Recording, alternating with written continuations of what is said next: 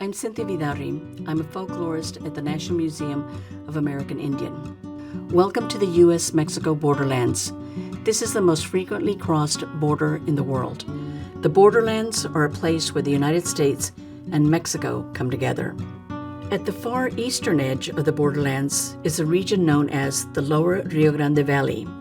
Locals refer to this place simply as the Valley. This area was home to folklorist and historian Jovita González de Mireles. Jovita was born in 1904 in Roma, Texas. She was a fifth-generation descendant of a Texas land-grant family. Jovita was deeply connected to the land and its people. She grew up during a time when Mexican-American history and culture were seen in negative terms. These experiences defined who she was and shaped her intellectual life. In 1910, her family moved to San Antonio. She later attended Our Lady of the Lake College. In the summer, she studied Spanish at the University of Texas. Here, she met renowned folklorist J. Frank Dobie. He encouraged her to write about Mexican-American history and culture. In 1927, she received her bachelor's degree in Spanish. In 1930, she received a master's degree at the University of Texas. She was one of the first Mexican Americans to attend this university. Her writing style was innovative and purposeful. She wrote to inform the reader about the underlying culture from which the stories came. She seamlessly integrated Spanish words and phrases into her English language texts. This way, she introduced non-Spanish speakers to Spanish words.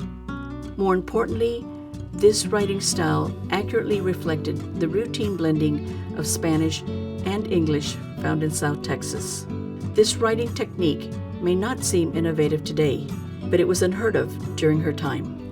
Jovita skillfully navigated the white, male-dominated field of folklore. While doing field research, she would introduce herself with a letter from San Antonio's Archbishop. During interviews, she would knit while talking. This way, she would make interviewees feel comfortable. One story says she kept her hair long enough to wear in traditional braids. All of this was to show that she was respectful of the community she studied. Jovita's career included many publications. This included her historical novel, Caballero, which was published after she died. In 1928, she served as vice president of the Texas Folklore Society. In 1930 and 1931, she served as president of the society, becoming the first woman to do so. She was the first Mexican-American to serve in those positions. In 1935, she married Edmundo Mireles. The two collaborated on Spanish-language course development and books.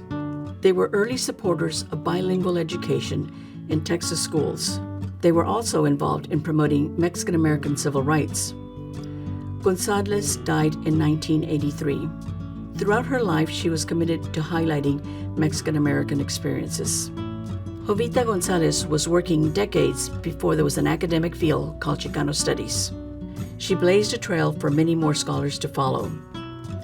Today, we know of people such as Gloria Anzaldúa, Norma Cantú, Ana Castillo, Sandra Cisneros, and many others who benefited from Jovita's work.